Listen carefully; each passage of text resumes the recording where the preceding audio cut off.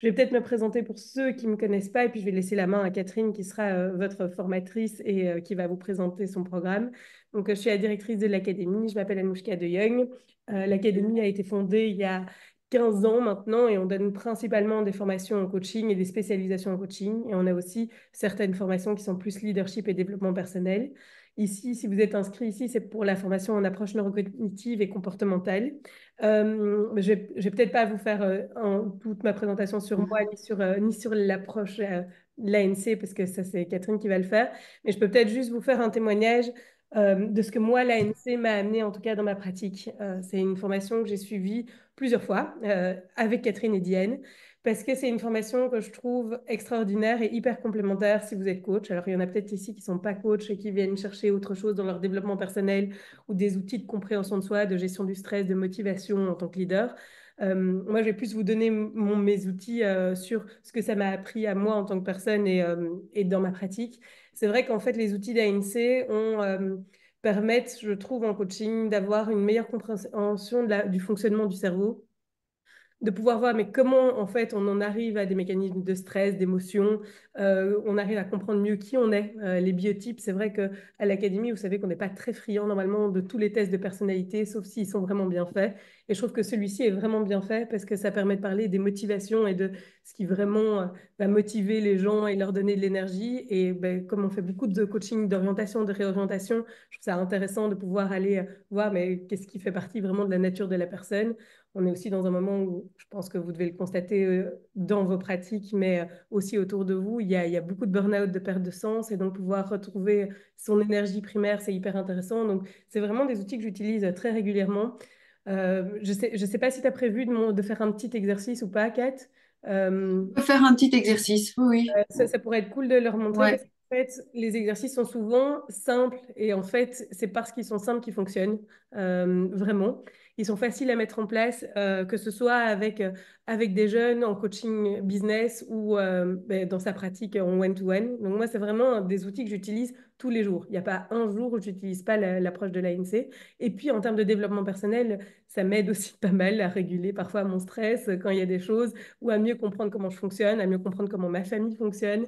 Donc, c'est vraiment un outil passion. C'est pas juste un outil, je trouve, qui vient rajouter une corde à votre arc, mais qui va vraiment venir compléter les formations coaching classiques si vous êtes là en tant que coach. Si vous êtes là pour d'autres choses, je vous laisserai peut-être poser aussi vos questions à Catherine, mais en tout cas, comme ça, je vous partage ce que ça m'a apporté. Je dirais ça et la systémique, c'est vraiment les deux formations, moi, qui ont vraiment complété mes formations de coaching pour pouvoir avoir une approche très complète. Il y a plein d'autres choses que j'ai été chercher ailleurs, bien sûr, dans des spécialisations, mais ça permet en fait d'accompagner toutes les cibles en ayant des outils un peu plus larges. Donc voilà, j'espère que je vous ai transmis un peu de ma passion par rapport à ça. Moi, je ne vais pas rester longtemps parce que c'est Catherine qui va se présenter, donc je reste encore 5-10 minutes si tu veux, Kat, comme ça je ok. peux gérer les entrées. Et puis après, je vous quitterai. Si vous avez des questions, vous pouvez toujours nous recontacter à l'académie.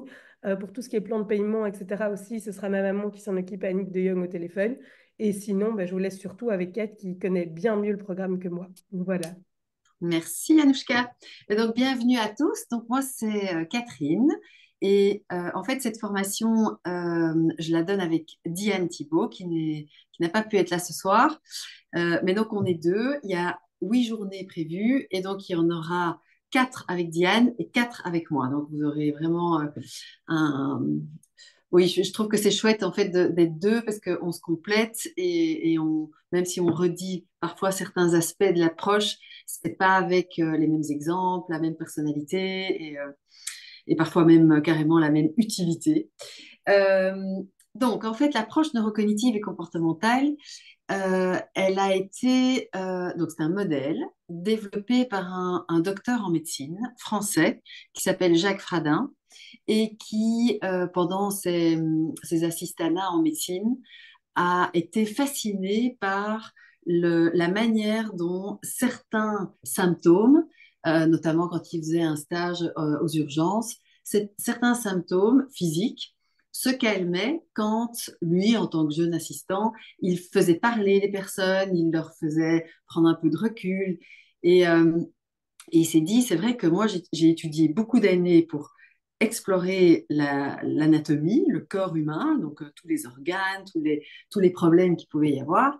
Mais moi, en fait, j'aime bien l'idée d'explorer la psychologie, donc l'esprit humain, et en particulier, bah, comme quand même c'est associé au cerveau, tout ce qui est neuroscientifique, qu'est-ce qu'on connaît déjà en fait euh, de- du cerveau, du lien entre les cerveaux et le cerveau et nos états d'esprit.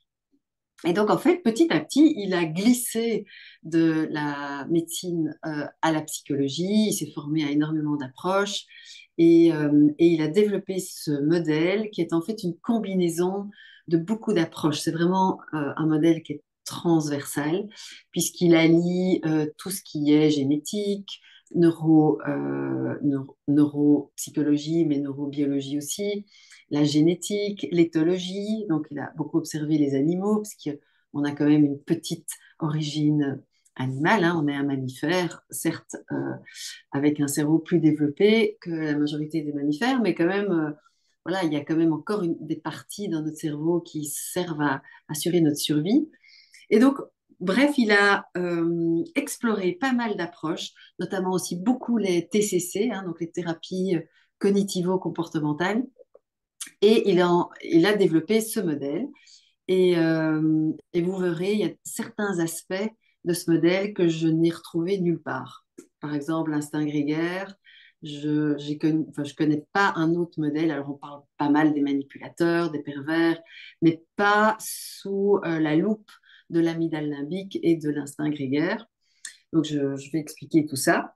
Donc, en fait, Jacques Fradin, il a quand même gardé une approche médicale de la psychologie, c'est-à-dire qu'il y a un symptôme et les symptômes, ce sont des ressentis, c'est-à-dire je suis stressé, je suis anxieux, je rumine, j'ai de la jalousie, je me sens en insécurité, je me sens seule. Donc tout ça, c'est non physique, dans le sens où on ne peut pas demander à un chirurgien de nous enlever notre anxiété, notre stress. Et le symptôme, pour lui, donc dans sa logique médicale, à tout symptôme, il y a une cause, une ou plusieurs causes.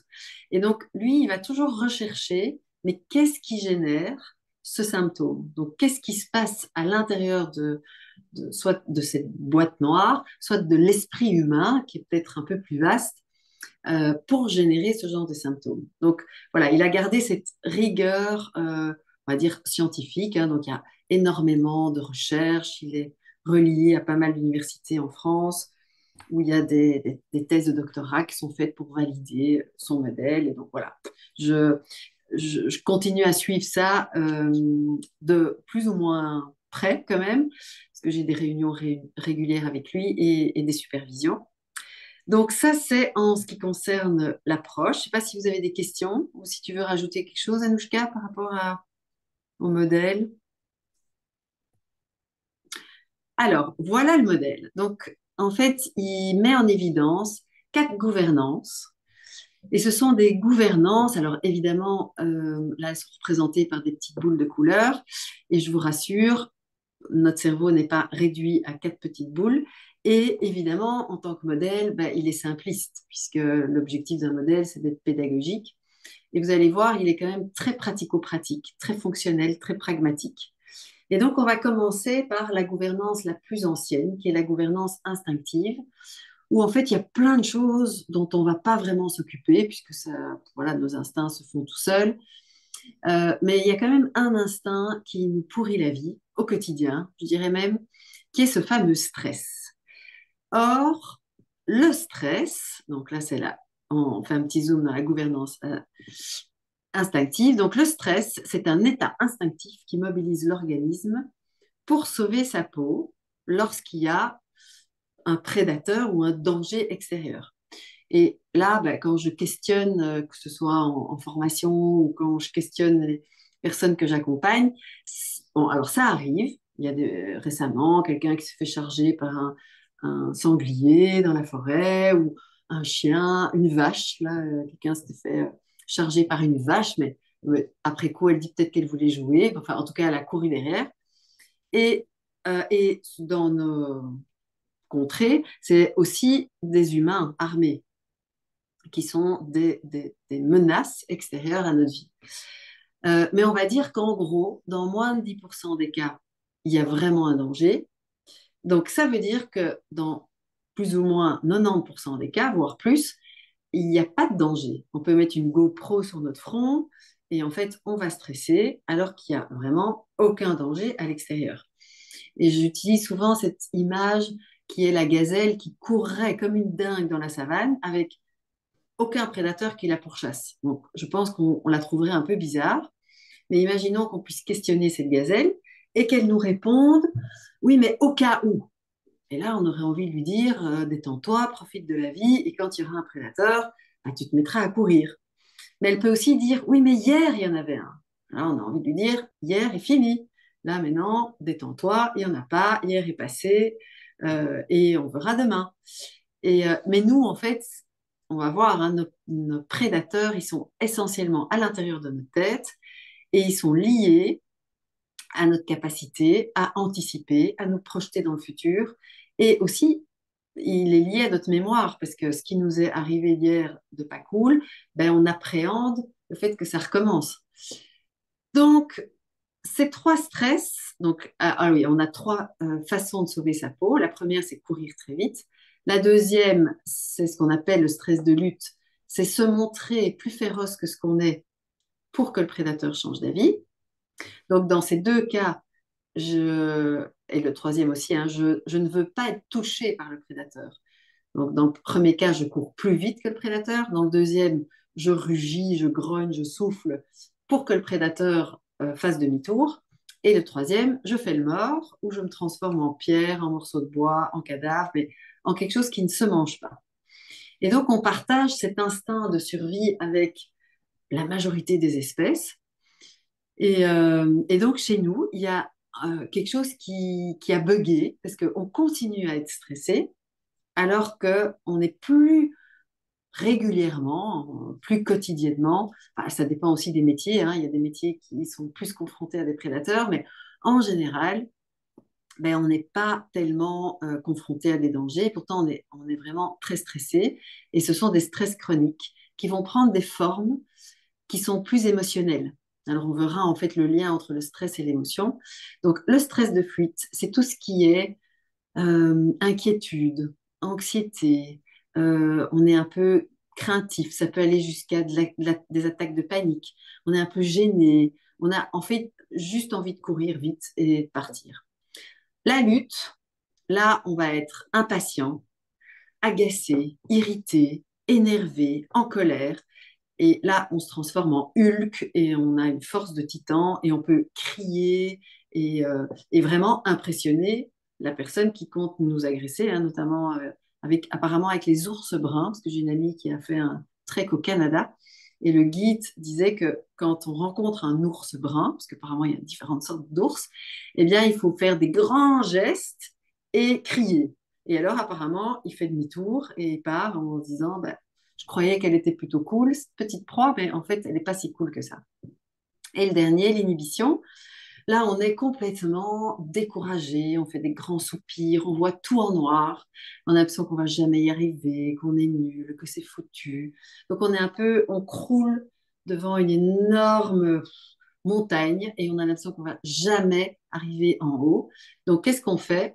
On fait le mort et on attend que la tâche ou que la situation ou que tous les mails passent à côté de nous sans nous voir, hein. Donc, c'est vrai que moi, parfois, quand je dois, je sais pas, faire quelque chose qui est un peu compliqué, genre une appel d'offres, un peu admin, un peu compliqué, mais j'observe que, en fait, je fais la morte. J'espère que cet appel d'offres passe à côté de moi, fait évidemment, sans que moi je doive bouger, ce qui n'est pas très réaliste. Donc, ces trois formes sont, vous allez voir, retrouvées dans les trois émotions plutôt désagréables, qui sont la peur, la colère et la tristesse.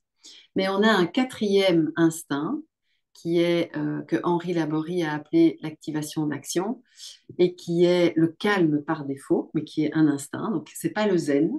C'est vraiment, je reviens à mon image de gazelle, ben, c'est la gazelle qui broute parce qu'il n'y a pas de prédateur. Et là, elle coule, elle se balade, elle vit sa vie, mais elle n'est pas ni anxieuse, ni agressive, ni découragée. Elle profite de la vie parce qu'il n'y a pas de prédateur. Et là, ce serait l'instinct qui serait à l'origine de la joie plutôt, puisque c'est très agréable de profiter de la vie sans danger. Alors, nos prédateurs, ils sont où? Et donc là, ça commence à devenir intéressant parce qu'on réalise que, en fait, ce qui déclenche le stress, ce sont notre éducation avec un grand E. Hein. Je ne l'ai pas mis avec un grand E, mais ce n'est pas que nos parents.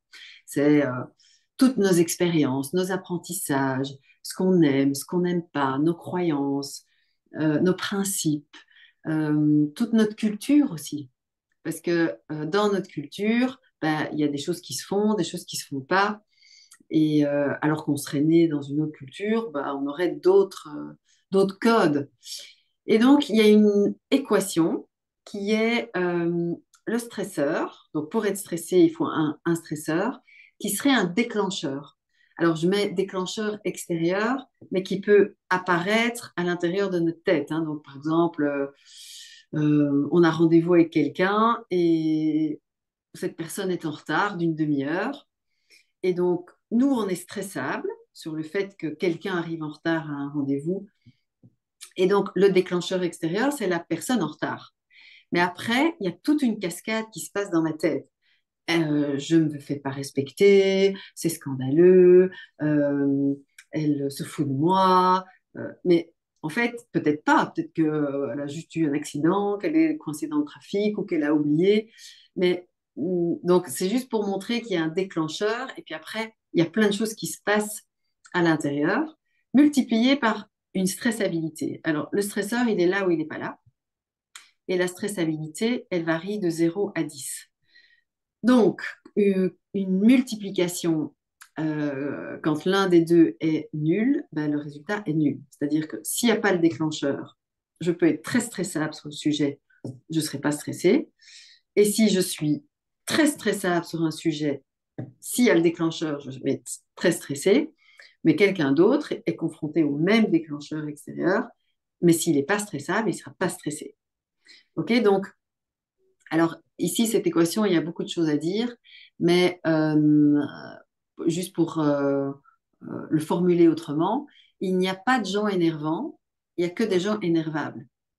Donc, c'est juste pour reprendre extérieur et intérieur. Donc, stressabilité, énervabilité. Donc, c'est là-dessus qu'on va pouvoir agir, parce que, bon, bah, les déclencheurs, bien sûr, si on peut les éviter, évitons-les, mais ce n'est pas toujours possible. Mais par contre, diminuer notre stressabilité, ça, c'est vraiment toujours possible. Et donc, on pourra aussi faire un exercice si, enfin, on verra un peu où on sera et si c'est clair, mais un des exercices qui marche pour diminuer notre stressabilité. Donc, en fait, tout ça, c'est dans notre gouvernance émotionnelle. Alors, pourquoi elle s'appelle gouvernance émotionnelle? Parce que ce qui va déclencher l'émotion, c'est quelque chose d'appris. Et dans cette gouvernance émotionnelle, il y a tous nos apprentissages. Donc, il y a voilà, toutes nos valeurs, nos croyances, nos préférences, donc tout ce qu'on a appris, mais aussi notre traumatisme, nos blessures, nos associations positives. Hein. Certains adorent quand il pleut, d'autres sont déprimés quand il pleut, mais voilà, la pluie, elle est. Et puis après, c'est moi qui ai associé pluie à quelque chose d'horrible et pluie à quelque chose de chouette.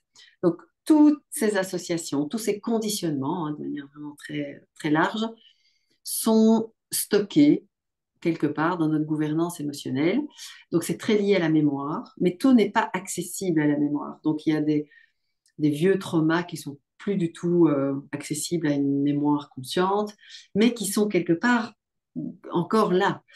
Toutes nos blessures, elles sont aussi pas toujours très conscientes, mais même nos valeurs, en fait, on fait des choses au nom d'une certaine valeur sans vraiment prendre conscience que c'est ça qui nous motive ou c'est ça qui nous fait agir. Donc là, on va mettre plus de conscience dans toute cette gouvernance et on peut vraiment voir à l'imagerie cérébrale qu'il y a les modes automatiques qui sont plus émotionnels, plus instinctifs, et le mode adaptatif qui est localisé ici surtout derrière le front, dans le néocortex préfrontal. Et donc, on peut vraiment voir à l'imagerie cérébrale en fonction du vécu de la personne que quand une personne se sent sereine, alors que pourtant elle est confrontée à des images, donc on la met en méditation, hein, donc il y a pas mal de moines bouddhistes qui se sont prêtés au jeu de l'imagerie cérébrale. Et donc, on leur demandait de ne pas se mettre en méditation et de réagir émotionnellement à certaines images atroces. Et puis, de se mettre en mode méditation, de générer des états d'esprit comme la compassion. Et on voit que, pouf, c'est d'autres zones du cerveau qui se colorent. Et le vécu est complètement différent. Dans le premier cas, ils sont stressés, dévastés, tristes. Et dans un autre cas, ils sont sereins et calmes. Alors, je veux juste est-ce qu'il y a des questions? Parce que moi, je vois mon slide et le logo de l'académie, mais c'est tout ce que je vois. Donc, si vous avez des questions, je pense que si vous mettez votre micro et que vous parlez, je vais vous voir. Donc, est-ce que tout est clair jusqu'à présent? Donc, rien à signaler, c'est que c'est bon, hein. Je continue. C'est bon. Ah, c'est bon, super, merci. Alors, pour l'approche neurocognitive et comportementale, là, ça commence à devenir intéressant. Le stress est un signal. Et ils font souvent le parallèle avec la douleur. Donc la douleur, c'est désagréable, mais c'est un signal qui nous indique qu'il y a quelque chose qui ne va pas. Soit c'est pas très grave, hein, ça peut être une petite inflammation, une petite infection, mais on n'a pas mal comme ça pour rien. On a mal parce qu'il y a quelque chose. Et en général, on n'aime pas avoir mal. Mais pourtant, les maladies les plus inquiétantes, ce sont des maladies qui n'envoient pas ce signal. Donc, je trouve que la douleur, bon, c'est vrai qu'elle n'est pas très très agréable, mais c'est quand même un signal vachement précieux parce qu'au moins on peut consulter et trouver un traitement. Et quand on prend un antidouleur, alors on n'entend plus le signal.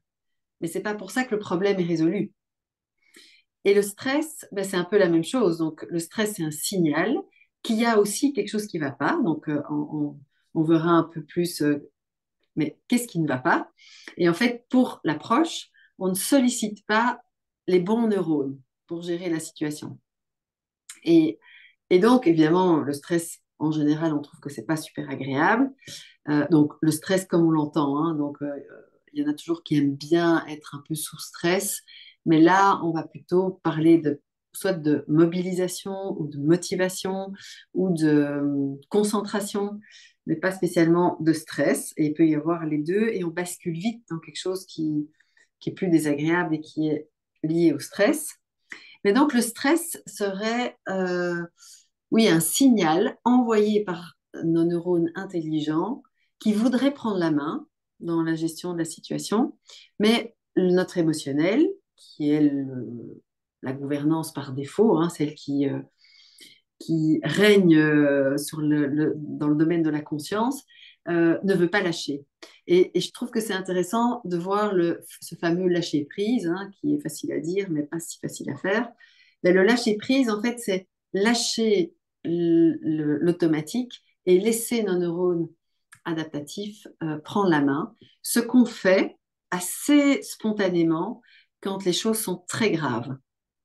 Donc en fait, j'imagine que certains d'entre vous ont peut-être dû vivre une situation extrêmement grave et ils ont gardé un sang-froid impressionnant, même la personne est étonnée de son sang-froid. Et donc là, ce qui se passe, c'est comme si dans la mémoire de l'émotionnel, il n'y a rien en stock pour gérer cette situation extrême. Et automatiquement, il y a un lâcher-prise de l'émotionnel qui ne peut pas gérer. Et donc, ce sont les neurones adaptatifs qui reprennent la main. Et en général, c'est juste brillant. Et pendant qu'on gère cette situation grave, on est bizarrement très serein. Alors, après, on a un contre-coup. Parce que après, une fois que tout est géré, que voilà, si c'est un accident, que l'ambulance est arrivée, alors on peut se permettre de stresser. Mais pendant, il y a quelque chose d'ailleurs on le dit hein, dans le langage courant, je ne peux pas me permettre de stresser parce que c'est trop grave. Si je stresse, je ne vais pas gérer. Alors, est-ce que c'est clair pour cette,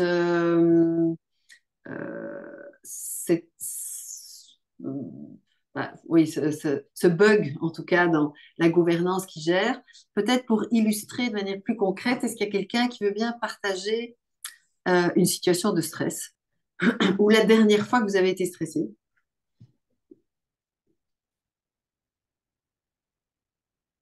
Quand la dernière fois vous avez été stressé?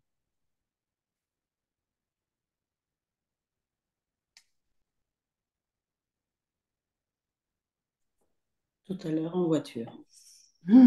Ok. Et tu étais en retard ou tu étais bloqué?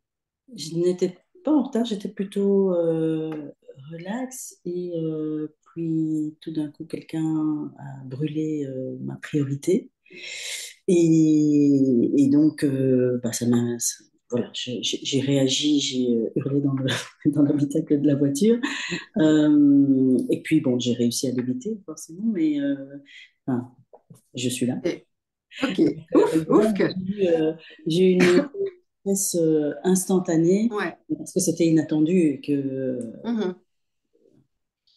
Ok, mais donc là, si on fait le petit film au ralenti, hein, donc dans ton émotionnel, normalement, bah, si tu as la priorité, on te laisse la priorité. Ça, c'est ce qui est attendu, en tout cas, par ton émotionnel. L'émotionnel, il adore le connu, le prévu. Voilà, lui, il adore quand la réalité répond à ses désirs. Donc toi, bah, c'est normal, ta priorité, bah, on te donne ta priorité. Sauf que il y a des humains qui roulent en voiture et qui, eux, je sais pas, soit ils sont distraits, soit ils considèrent que les priorités, c'est n'importe quoi, ils n'ont pas envie de les laisser. Enfin, on ne sait pas ce qui se passe. Mais ce qui se passe, c'est que ben, si tu restes bloqué dans l'émotionnel, ben, alors tu veux quand même avoir ta priorité alors qu'on ne te la laisse pas. Et là, c'est le crash. Mais là, tu t'es dit, OK, bah oui, c'est vrai que moi, je me serais attendu à ce qu'on me laisse ma priorité, mais là, je dois m'adapter. Je dois m'adapter à un humain qui, apparemment, a décidé autrement ou n'a pas réalisé. Et là, tu as besoin d'enclencher tes neurones adaptatifs. Et comme mais tout ça, ça se fait très vite, hein, et le stress que tu as ressenti, parce qu'en fait, on pourrait mettre un petit espace entre la situation et ta réaction, enfin ton adaptation. Le stress, c'est un signal envoyé par ta gouvernance adaptative qu'il faut t'adapter. Il faut l'éviter, il faut faire quelque chose. Et ouais, ouais, ouais, c'est ça. J'ai l'impression que j'ai d'abord agi avant d'être en colère. ouais, et La colère est venu après. Parce qu'après, tu peux te permettre, en plus, tu es plus ou moins en sécurité dans ta voiture, il ne risque pas de t'arriver grand-chose. Mais donc, c'est souvent pendant qu'on doit gérer, pendant qu'on s'adapte, on ne s'énerve pas, on n'est pas stressé, on s'adapte. Après, on peut se permettre de tomber dans les pommes, de crier. Ok, bah écoute, merci pour ce partage. Donc, la gouvernance adaptative, elle va vraiment nous permettre de gérer notre état d'esprit. Donc, bah là, j'ai mis l'exemple d'un échec, mais ça peut être n'importe quoi.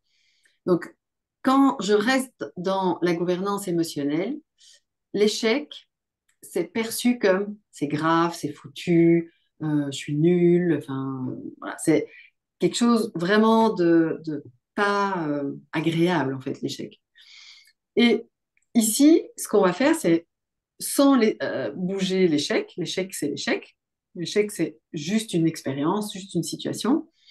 Mais pour ça, je dois changer d'état d'esprit. Et là, je peux commencer à voir l'échec autrement, en disant, ah ben tiens, c'est peut-être une opportunité d'apprendre des choses, ça va peut-être m'apporter, je sais pas, un cadeau caché, je ne sais pas encore lequel.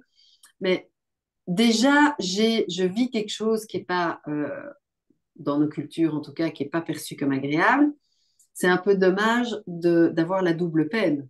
C'est-à-dire, je rate et en plus, je suis stressée.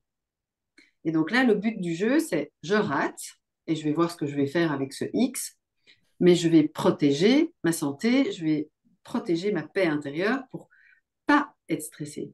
Parce que d'abord, sous stress, je ne suis pas très efficace, voire même dangereux.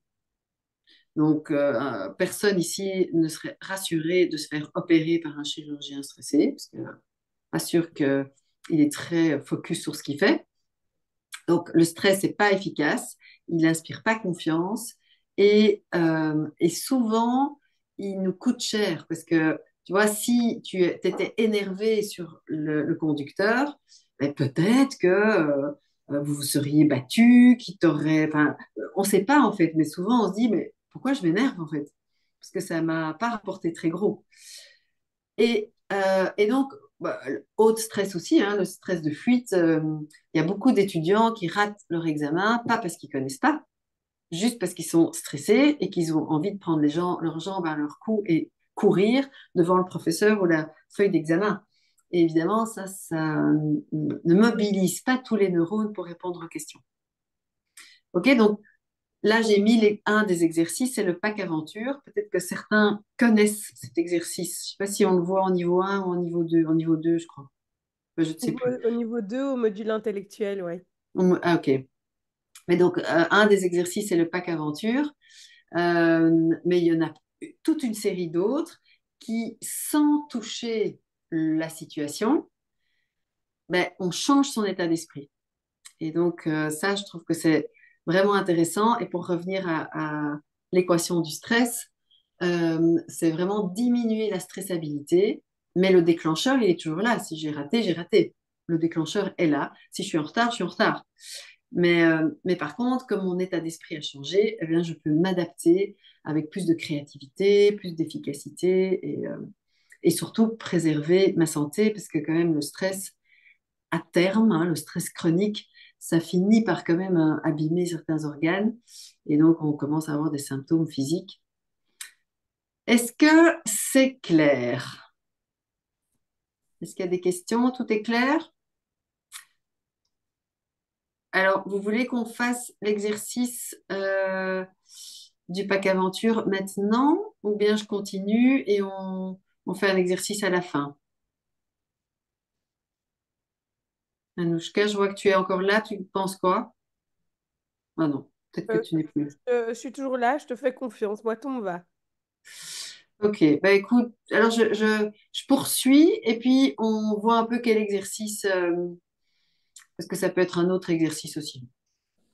Alors, on va rester dans la gouvernance émotionnelle, parce que évidemment, là, il y a beaucoup de choses en fait.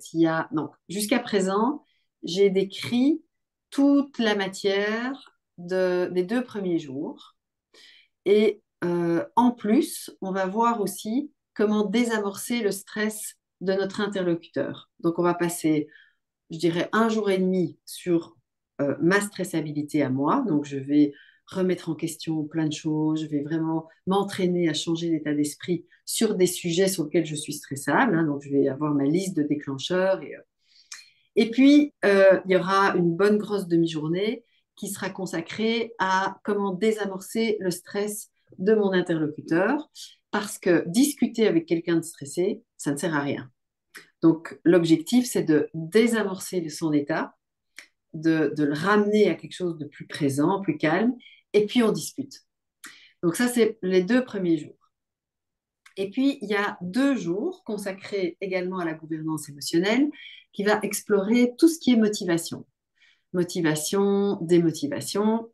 Et là, dans le modèle de l'approche neurocognitive et comportementale, il y a quelque chose que je trouve vraiment intéressant, qui est cette distinction entre ce qu'on appelle les motivations primaires, intrinsèques, et les motivations secondaires, qui sont plus apprises. Et donc, les motivations primaires, ça reste dans le territoire émotionnel, donc ça reste appris, mais c'est un apprentissage très précoce. Donc, on dit que ce sont vraiment des fortes tendances. Donc, c'est comme si le sillon avait été creusé, mais depuis le berceau quasi.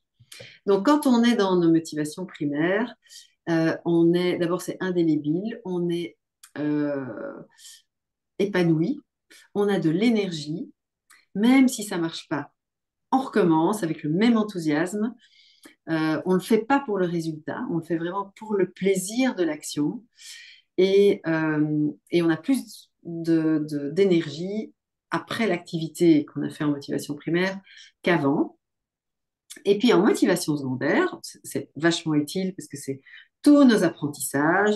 Donc on a appris à plein de choses à l'école, mais à ranger notre chambre, on a appris à anticiper, on a appris à faire des efforts pour certains, à développer de l'empathie. Donc tout ce qui est apprentissage, sauf que dans les motivations secondaires, ben, je veux bien le faire, mais il y a quand même un lien au résultat. Donc, c'est un peu conditionnel. Donc, si je prends juste l'exemple de ranger, ben, en motivation primaire, j'adore ranger, j'adore mettre en ordre, j'adore faire des listes, j'adore bricoler, chipoter, organiser, changer l'ordre de mes armoires, de mes tiroirs. Voilà, ça, et c'est vraiment un kiff.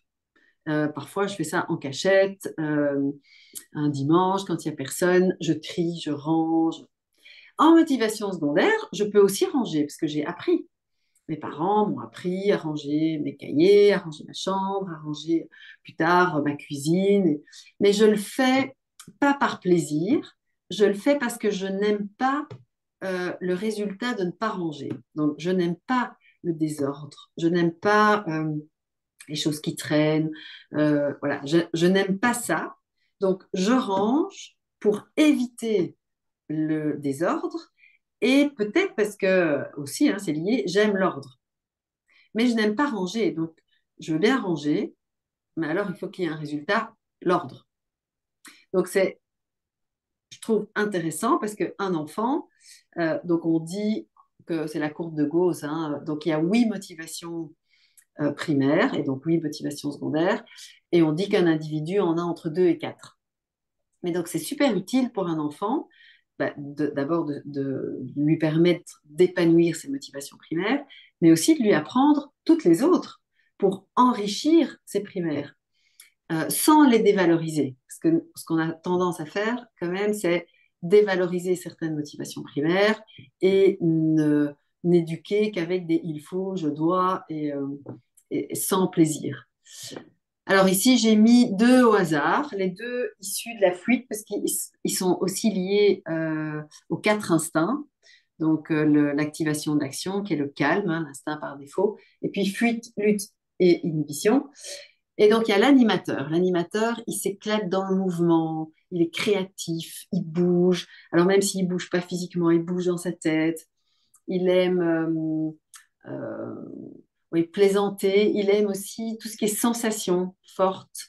Donc nous, on a l'impression quand on n'a pas d'animateur qu'ils prennent des risques. Donc ils aiment tout ce qui est glisse, mais pas difficile. Hein. Donc eux, ils aiment être amenés en haut de la montagne pour glisser. Alors qu'il y a une autre tendance motivationnelle qui aime grimper. La glisse, bah, il faut redescendre, mais c'est pas ça qui les excite, c'est la montée. Donc, les animateurs, ils ont un énorme sens de l'humour aussi. Et le gestionnaire, c'est l'autre qui est issu de cet instinct de fuite. Et lui, ben, c'est celui dont j'ai parlé. Il adore organiser, structurer. Il est très ergonome. Il simplifie, il anticipe. Il est très agile de ses mains. Et donc, il est créatif, mais c'est une créativité cadrée. Donc, c'est plutôt coloriage que la grande toile blanche, ou bricolage, ou maquette. Voilà, donc c'est plus précis. Et il est plutôt scolaire. Donc voilà, il y en a 8. Je ne vais pas les décrire tous les 8 maintenant. Mais ce qui est intéressant, c'est que chaque tendance motivationnelle peut être déclinée en motivation primaire et en secondaire. Et, euh, et la bonne nouvelle, c'est que la primaire, elle est indélébile, donc elle est là. Mais parfois, elle est cachée sous plein de il faut, je dois. Et donc, les personnes ne ressentent plus cet élan primaire et sont fatiguées par des il faut, je dois, surtout que la probabilité de ne pas avoir le résultat est quand même grande. Et donc, ils se fatiguent beaucoup. Donc, c'est vraiment la gestion de l'énergie.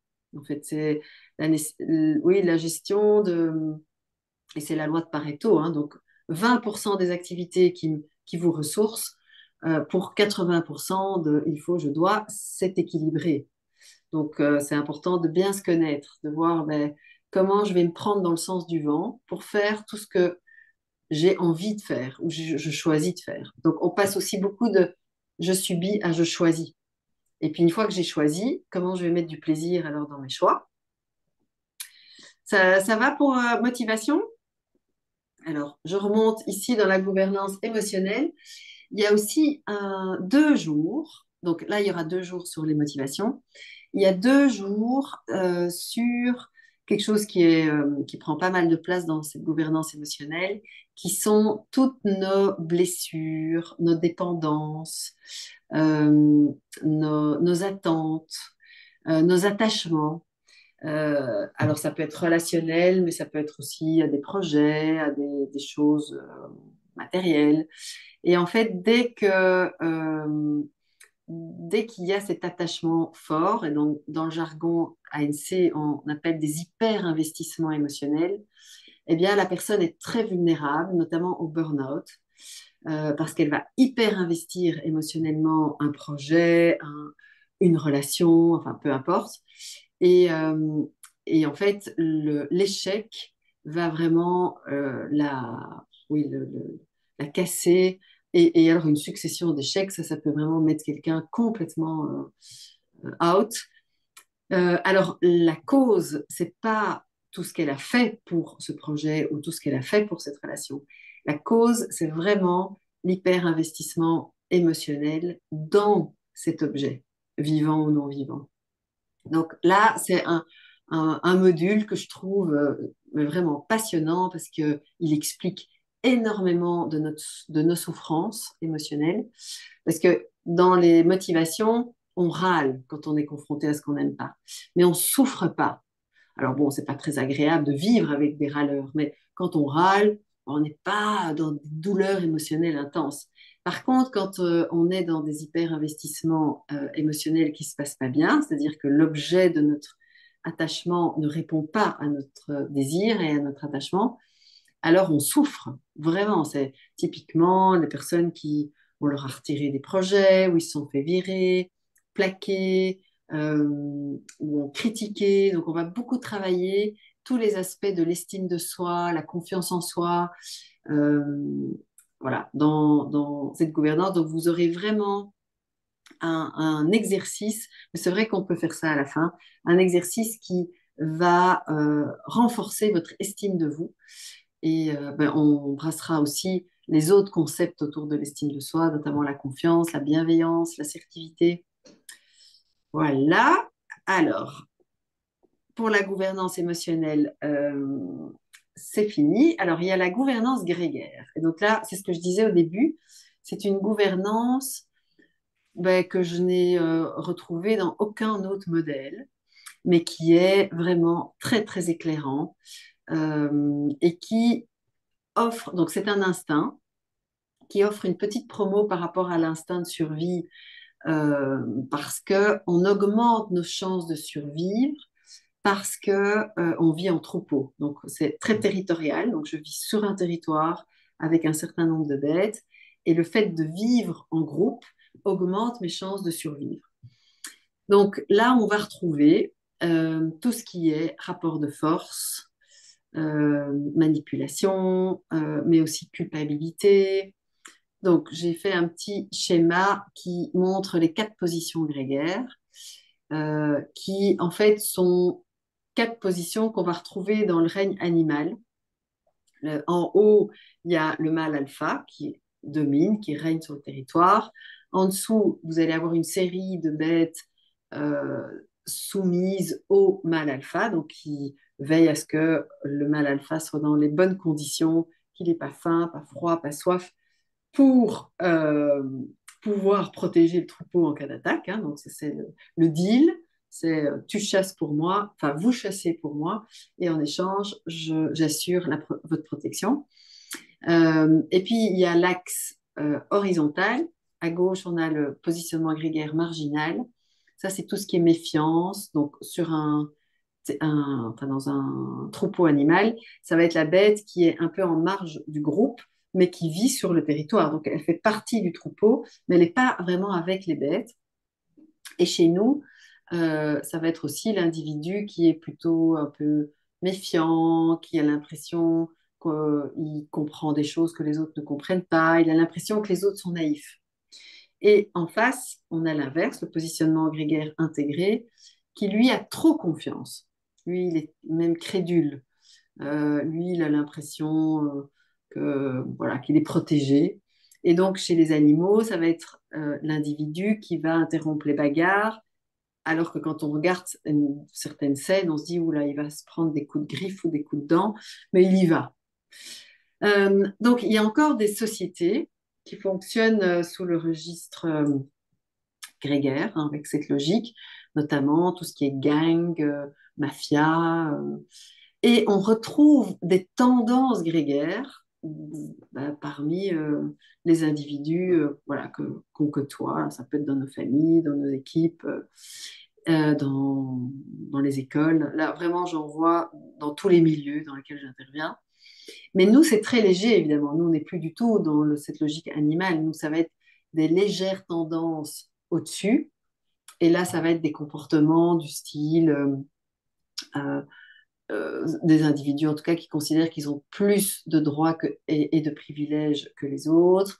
Les règles, c'est pas pour eux. Ils vont manipuler par différentes stratégies, la flatterie, la victimisation, la culpabilisation de l'autre, la déstabilisation. Donc, ils aiment bien souffler le chaud, le froid, et ça peut aller jusqu'à menaces. Et en dessous, on va avoir en miroir des personnes qui ont des comportements très scrupuleux, qui vont beaucoup vérifier, qui s'excusent beaucoup, qui ont tendance à se sentir coupables de tout, même de la météo, ouais, qui peuvent aller jusqu'à des troubles comme les troubles obsessionnels compulsifs. Donc ça, c'est sur l'axe vertical. Il y a un trouble qui est un trouble psychiatrique assez connu qui est tout ce qui est bipolarité. Donc là, ce sont des périodes de plusieurs mois en phase maniaque, donc en haut, et puis il se passe quelque chose, et puis pouf, plusieurs mois en phase mélancolique.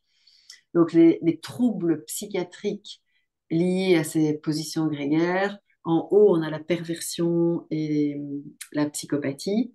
En dessous, on a la mélancolie, donc vraiment ce qu'on appelle les dépressions intrinsèques. À gauche, on a ce qui est parano, donc les délires parano, et à droite, on a les délires mystiques. Donc, la majorité des extrêmes, ils sont soit en prison, soit en psychiatrie, mais autour du centre, parce que quand on est au centre, on a les amygdales limbiques, hein, puisque c'est surtout sensible aux amygdales limbiques. Donc, on peut sentir que ça craint au niveau grégaire, mais l'objectif, évidemment, c'est de ne pas être dans cette gouvernance grégaire. C'est d'avoir une position grégaire neutre et d'être plutôt dans les gouvernances émotionnelles et adaptatives. Et donc, là aussi, ce qu'on fait avec la position... Donc, il y a 2 jours sur la position grégaire où on va explorer tout ce qui est concept d'assertivité et toute la communication. Parce qu'en dessous de la puberté, je peux vraiment recadrer un petit enfant dominant, je peux vraiment vachement booster sa confiance à un enfant un peu soumis et marginal intégré aussi, il faut juste le repérer, mais je peux rectifier parce qu'ils sont jeunes et encore assez malléables. Mais à partir de la puberté, ça ne se bouge plus de l'extérieur. Ça se gère, donc on peut ne pas subir l'instinct grégaire de quelqu'un, et ça s'éduque. Ça s'éduque pour que l'ado ou l'adulte, de l'intérieur, mette son instinct grégaire sous la tutelle de sa gouvernance adaptative. C'est ce que on fait en général, mais donc c'est vraiment intéressant dans l'éducation, c'est intéressant dans la gestion des équipes, parce que évidemment ça n'a rien à voir avec la hiérarchie, puisque moi j'ai des managers qui ont dans leurs équipes des personnes, par exemple, dominantes.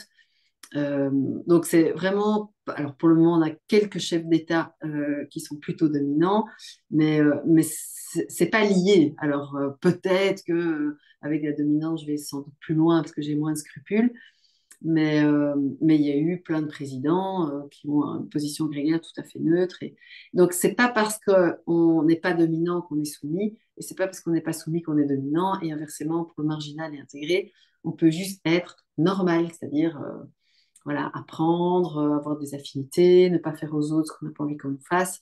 Ici, dans ce monde-là, il n'y a pas beaucoup d'empathie, il n'y a pas de valeur, donc c'est pas des méchants, des gentils, c'est juste des personnes sous l'emprise d'un instinct ou d'une tendance instinctive. Voilà, alors ce que je vous propose, peut-être, c'est de faire un petit... D'abord, est-ce qu'il y a des questions?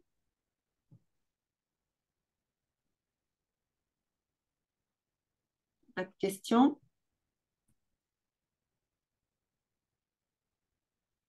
Je vous laisse le temps de réfléchir.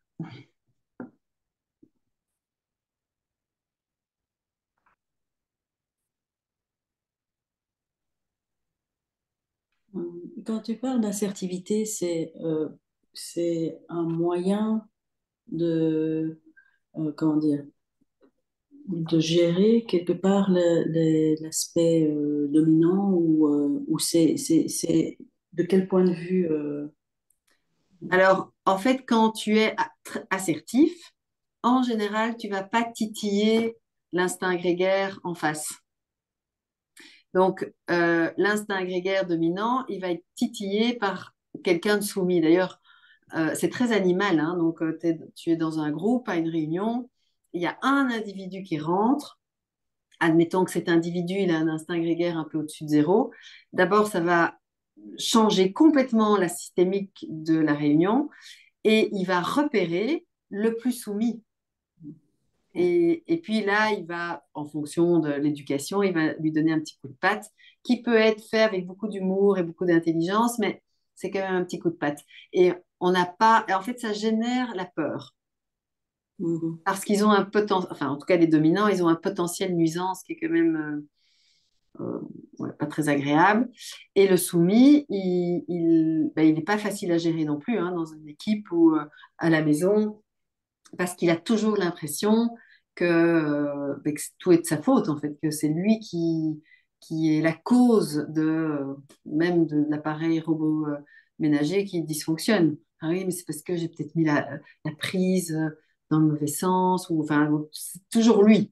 Et donc, le grégaire, c'est vraiment dans le DSM 4 et 5, c'est dans la catégorie des comportements difficiles. Mais donc là, ce qu'on va voir, c'est plus comment neutraliser et comment faire changer de gouvernance quelqu'un qui serait là-dedans. Soit quelqu'un qui se culpabilise tout le temps, soit quelqu'un qui voit voilà, plein de choses que nous, on ne voit pas. Soit, donc de vraiment ramener à quelque chose le plus lucide, parce qu'on a énormément d'angles morts quand on est sous l'emprise de l'instinct grégaire. On a vraiment une petite voix intérieure qui nous racontent des histoires et qui ne sont pas conformes à la réalité. Donc, le dominant, il a toujours l'impression qu'il fait plus que les autres alors qu'il n'en fout pas une.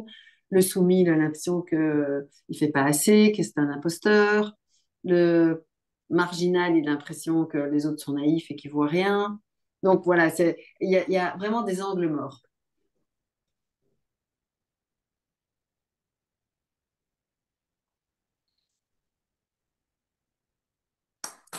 Ça va? Il n'y a pas d'autres questions?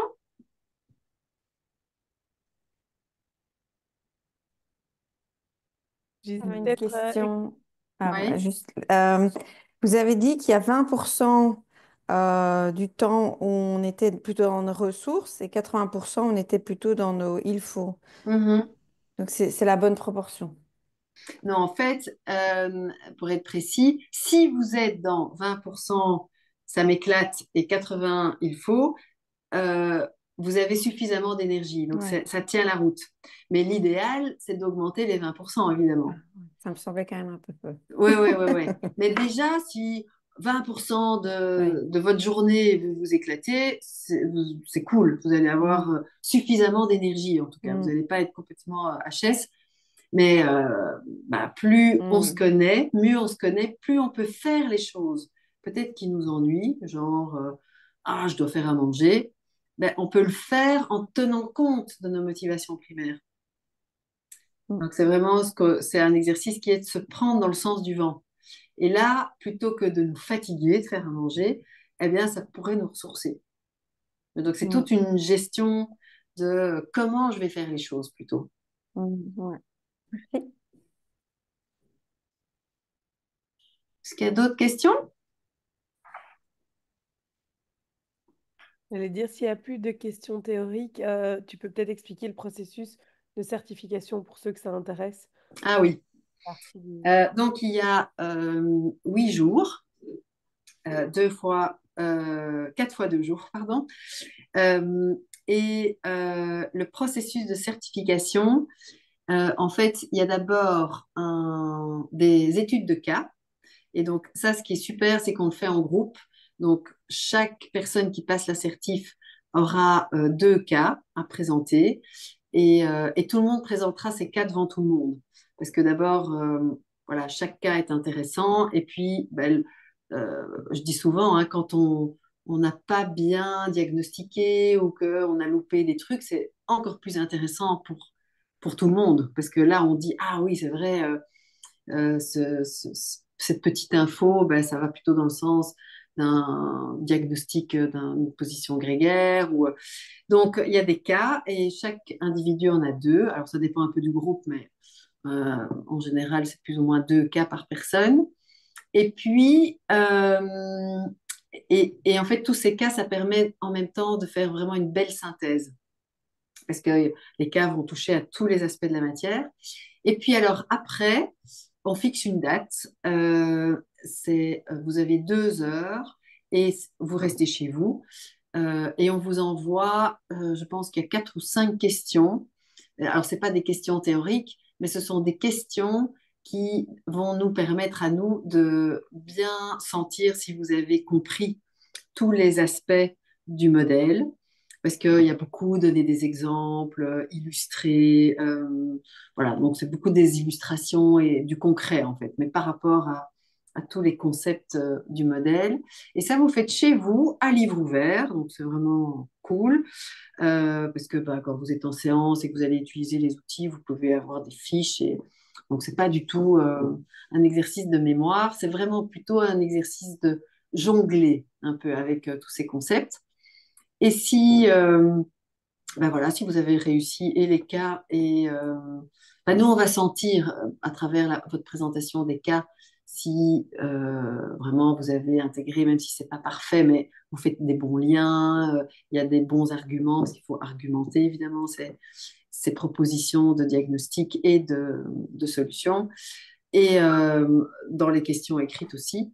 Et donc là, vous êtes certifié praticien ANC. Et donc, vous recevez un diplôme et donc vous pouvez rajouter un petit diplôme à votre mur. Et voilà, ça veut dire que vous avez vraiment intégré la base. Après, vous avez aussi accès aux masterclass de Jacques Fradin qui sont en ligne. Donc voilà, ça c'est aussi quelque chose. Je vous enverrai le lien. Enfin, moi ou Diane, hein. Et donc, ce sont des masterclass, des supervisions, enfin bon, voilà, il fait une série de choses. Et donc, moi, parfois, je me dis, ah, bah tiens, c'est vrai, il y a 2 heures de supervision, je vais me connecter. Et voilà, parfois, il n'y a pas beaucoup de monde et c'est intéressant parce qu'on peut poser toutes ces questions. Parfois, il y a plein de monde et je me déconnecte parce que voilà, je pourrais faire ce qu'il fait. Donc, ça dépend un peu, mais c'est très libre. Donc, ça, vous avez accès aussi. Et voilà, en gros. Il y a quelque chose que j'ai oublié par rapport à la certification? J'aurais une question, s'il vous plaît. Oui. En fait, comment on peut utiliser cette approche-là en coaching concrètement? Ah oui, mais là, c'est vraiment super concret, en fait. Donc, vous avez quelqu'un, vous allez écouter le symptôme. Donc, vous avez soit quelqu'un de stressé, et là, vous allez avoir toute une série d'exercices pour sortir la personne du stress. Vous allez voir que la personne est dans une douleur émotionnelle. Vous allez aussi avoir des exercices concrets pour la sortir de cette douleur émotionnelle. Euh, en fait, il y a toujours 3 aspects. Il y a la pédagogie, donc je trouve que expliquer ce que la personne vit, ça la rend responsable de ce qu'elle vit. Il y a la communication, donc comment communiquer avec quelqu'un qui est dans cet état, qui vit ça. Et puis, il y a le traitement, donc comment la sortir de cet état, comment diminuer son symptôme. Mais donc là, Anouchka, tu peux peut-être répondre si tu es encore là. Oui, j'arrive. Attendez, parce que je suis seule avec les enfants ce soir. Ah oui, Il n'y a pas de souci, je me remets dans mon bureau. On fait ça à l'impro. J'ai deux enfants en bas âge, pour ceux qui ne me connaissent pas. Donc, deux et six, au moment du coucher. donc la question c'est comment utiliser Ouais. l'ANC en coaching. Mais Mm. en fait, il y a plein d'outils pratiques. Si vous connaissez déjà, si vous êtes formé au coaching, ça peut être des outils que vous connaissez comme la PNL ou des outils qu'on utilise vraiment concrètement en séance. En fait, c'est vraiment la même idée. Euh, que ce soit, ben, si vous connaissez déjà le pack aventure, comme Catherine l'a légèrement partagé, en tout cas au niveau du mot, mais il y a des outils qui s'appellent la pensée stable. Il y a plein d'exercices en fait qu'on peut vraiment utiliser en séance avec le client. Et en fait, c'est des outils qui les rendent aussi très autonomes. Autant, par exemple, les outils de PNL que j'utilise à fond et j'adore, hein, c'est vraiment quelque chose que je trouve très chouette en séance. C'est souvent moi qui suis responsable du process et ça marche que pendant la séance parce que ben, c'est moi qui dois maîtriser le process. Les outils d'ANC sont souvent très, très simples. Je ne sais pas si tu peux expliquer n'importe lequel, Kat, que ce soit la pensée stable ou que ce soit les pensées alternatives ou, enfin, je sais pas lequel tu comptes faire, mais c'est des choses, une fois que le client l'a appris, il peut se l'appliquer à plein d'autres situations aussi. Mhm. Parce qu'une fois qu'il l'a vu, ben, en fait, ça devient une ressource pour lui. Donc, c'est vraiment quelque chose qu'on utilise en séance, soit pour nous en termes de diagnostic, parce qu'en fait, comprendre ce qui se passe, imaginer le stress et pouvoir distinguer par exemple le stress de l'émotion, l'émotion de la blessure d'hyper, mais ça crée en fait tout à fait d'autres mécanismes dans nos questions parce qu'on sait ce qui est touché ou pas. Donc c'est un peu, si vous êtes formé à l'analyse transactionnelle, c'est un peu aussi une grille dans ce sens-là. C'est une grille aussi d'analyse, mais avec des outils d'intervention. Donc il y a un peu plus à ce niveau-là. D'accord. Parce qu'en fait, en coaching, on nous a appris que fallait beaucoup questionner la personne, qu'elle arrive par elle-même à mettre des mots voilà, derrière ce qu'elle ressent, et c'est à nous de creuser, de la faire creuser ça, et questionner le besoin derrière chaque émotion. Oui, Et là, bah, vous avez voilà, été c'est bien là où je formé. suis pas. Et c'est là où, en fait, j'ai du mal à me projeter dans une séance de coaching, parce qu'autant je suis convaincue qu'il y a la partie pédagogique qui est importante, parce que la personne, elle doit comprendre les mécanismes qui se cachent derrière ça. Ça aide aussi à déculpabiliser, à se dire que c'est normal, c'est physiologique, c'est scientifique. Mais, mais j'ai du mal à voir à quel moment intervient l'outil par rapport à la phase du coaching où on est. Mais c'est une question très, très pertinente parce que c'est vrai qu'en coaching, on n'est pas là en Mhm. analyste. Et donc, dans la formation, mais Catherine est formée au coaching. Elle a fait les formations niveau 1, niveau 2 chez nous. Diane est coach certifiée ACC aussi. Donc, en fait, elles connaissent ce qu'est la rigueur du coaching parce qu'on a beaucoup plus de contraintes peut-être que juste si on est thérapeute en ANC. Donc, c'est Mm. vrai que ça nécessite en fait une adaptation du modèle. Donc déjà, de un, ça vous apprend surtout à comprendre l'être humain et son fonctionnement. Et je trouve que ça, c'est vachement utile en tant Oui, que clairement. Mm. pour pouvoir se comprendre soi, pour pouvoir comprendre des dynamiques humaines. Il y a deuxième chose, c'est quelle est la proportion de temps que vous allez apprendre. Vous avez vu là, Catherine a dû passer, je pense, 1 heure, 1 heure 5, et elle vous a résumé toute l'approche neurocognitive en 1 heure. Donc ça, vous n'allez pas faire avec votre client. Vous allez prendre un petit bout. Il va vous parler de l'hyper. Ben, pour l'hyper, je pense qu'elle a pris 3 minutes ou 5 minutes. Ben, c'est ce qu'on va faire en fait en séance. Et ça, c'est accepté par l'ICF si vous êtes régi par l'ICF ou le Mm. MIT vous êtes en France, on a le droit de faire des petits apports théoriques. Alors, il faut qu'ils soient minimes en termes de temps et il faut qu'ils soient demandés par le client pour augmenter son champ de conscience. Si vous voyez la fenêtre de Johari, un peu agrandir tout ça. Et puis, une fois qu'on lui a expliqué, c'est OK, comment est-ce que ça résonne en toi? Toi, tu te situerais où? C'est hyper intéressant. Si on voit par exemple le positionnement grégaire, toi, tu te situerais où? Maintenant que tu vois ça, qu'est-ce que tu comprends de toi? Qu'est-ce que tu as envie d'en faire? Et donc, c'est vraiment repartir avec des questions de coach. Mm. Et je pense que ça, c'est une des forces chez nous, et c'est ce que Catherine et Diane ont voulu, parce qu'il y a plein de formations d'ANC partout, et il y en a beaucoup qui sont qualitatives, mais ici, on a vraiment une approche qui, peut convenir, qui est très appliquée pour les coachs ou pour les autres personnes, de dire, OK, je comprends la théorie, mais qu'est-ce que j'en fais pour moi ou en tant que coach? Et comme elles sont toutes les deux coachs, elles vont vous donner des exemples de comment les traduire. Mais c'est vrai que D'accord. vous n'allez pas pouvoir dire, si vous voulez rester coach, que vous allez faire que de l'approche neurocognitive et comportementale, parce que là, vous allez être limité dans l'approche neurocognitive et comportementale et dans le coaching. C'est vraiment quelque chose qui vient s'insérer en plus. Mais comme par exemple l'analyse transactionnelle l'est aussi. Pour moi, l'analyse transactionnelle, on donne beaucoup de choses au niveau analyse transactionnelle dans notre académie, parce que ça permet de comprendre le fonctionnement humain, mais on ne peut pas être tout le temps dans la pédagogie avec nos élèves et Mm. avec nos coachés. Et donc, on doit aussi, nos élèves, c'est à l'académie, pardon, nos coachés, c'est en séance. Et on a aussi des outils de changement. Donc, ce que j'aime bien dans cette approche, c'est qu'il y a les deux. Il y a de la théorie, de la compréhension, et il y a des outils pratico-pratiques. Et vous pourriez ne pas du tout expliquer. Alors, il y a des personnes à qui on va expliquer plus, mais il y en a d'autres à qui on va juste utiliser l'outil et aider à stabiliser la pensée. J'ai eu une jeune cette semaine de 14 ans. On a fait l'exercice de la pensée stable parce qu'elle elle a une vision différente d'elle, des autres en fonction des situations. Elle ne connaît pas l'approche neurocognitive. Elle a juste vu l'outil et je lui ai donné comme devoir de continuer à faire ça parce qu'elle se juge différemment qu'elle juge ses copines sur les mêmes faits de ce qu'elles disent ou pas à l'école. Et donc, ça la rend autonome à 14 ans. Donc, c'est vraiment très pratico-pratique. Mais peut-être que, Kat, tu pourrais faire un petit exercice comme ça permet aussi de voir quelque chose, peut-être autre chose que le pack aventure, mais n'importe. Mhm. Comme on a parlé de la pensée stable, je me dis que c'est un exercice qui est assez rapide. Ouais. Et donc, c'est un exercice parce qu'en fait, quand on a une pensée instable, on n'est pas bien. En fait, soit on se sent coupable, ou on s'en veut, ou on juge les autres. Et donc, la pensée stable, c'est vraiment pour sortir de la culpabilité ou d'un sentiment que beaucoup j'aurais dû, il aurait fallu, j'aurais pu, c'est de ma faute. Et donc, la pensée stable, c'est un tableau à double entrée. Donc, il y a l'issue positive et l'issue négative. Il y a moi et quelqu'un d'autre. Alors, ça peut être même quelqu'un de proche, quelqu'un qu'on aime bien, parce que c'est encore euh, plus évident que notre pensée est plus chouette pour les personnes qu'on aime bien. Donc, je vais donner l'exemple. J'ai raté un examen.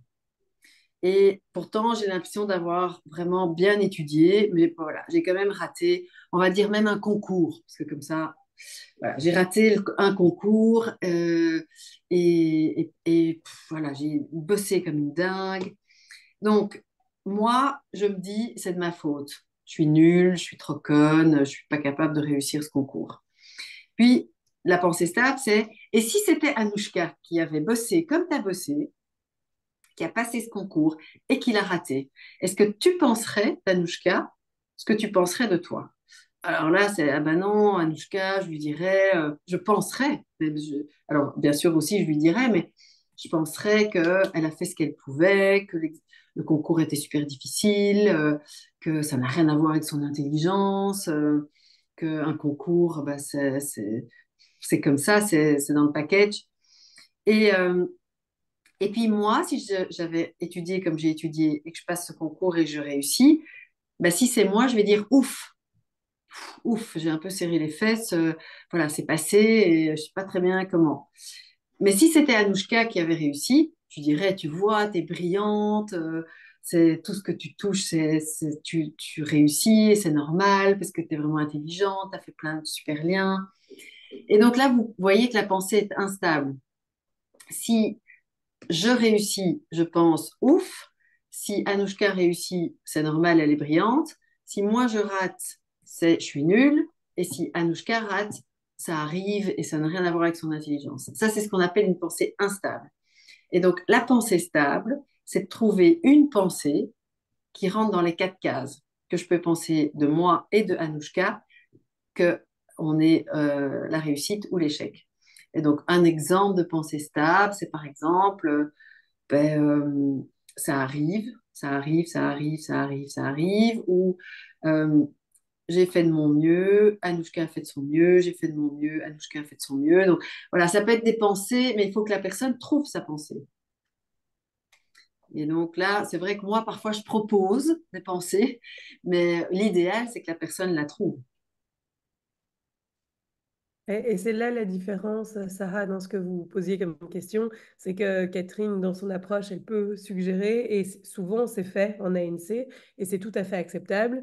Autant en coaching, on va passer beaucoup plus de temps à dire, OK, quelle va être ta pensée? Et ça va peut-être être Mm. l'objet du Mm. coaching, de trouver la phrase où ils vont se dire, OK, ça me convient. Et en fait, on voit vraiment à ce moment-là une détente émotionnelle, une fois que la personne a trouvé sa phrase qui convient pour tous, parce qu'il voit bien que le traitement et injuste. Et ça nous arrive souvent hein, de traiter Mm. les autres bien mieux que nous-mêmes. Enfin, quand je dis souvent, je suis gentille. Et donc, cet exercice-là, il permet vraiment de, en fait, de conscientiser et en plus de trouver une solution. Parce que combien de fois j'entends en séance, oui, je sais que je suis plus gentille que les autres qu'avec moi-même. Oui, mais bon, là, on va trouver un moyen pour que tu le sois maintenant. Mhm. Et tu n'as pas le choix dans le cadre de l'exercice, parce que là, ça se présente par écrit, avec un tableau à double entrée, et donc ils doivent le compléter. Donc c'est un exercice parmi tant d'autres, mais qui permet vraiment en fait de voir un changement chez la personne. Et puis après, ben, comme ils connaissent cet outil, comme je disais, ils sont autonomes. Après, ils peuvent le refaire sur d'autres sujets du même genre quand ils y pensent, puisqu'ils ont vu que quand ils constataient que leur pensée était instable, ben, qu'ils ont un moyen pour pouvoir la stabiliser. Donc je trouve que ça pousse aussi très fort vers l'autonomie. Mm. Clairement, ouais. Ok, merci.